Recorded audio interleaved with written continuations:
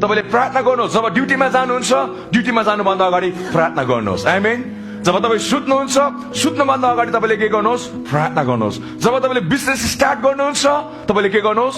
प्रार्थना गर्नुहोस्। तपाईँले जब विवाह गर्नुहुन्छ, विवाह गर्नुभन्दा अगाडि के गर्नुहोस्?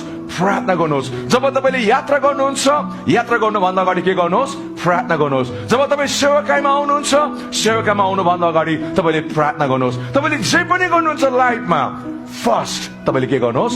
प्रार्थना गर्नुहोस्। आमेन। भन्नुहोस् न, हाम्रो जीवनमा हामी जे पनि गर्छौं पहिला प्रार्थना गर्नुपर्छ। आमेन।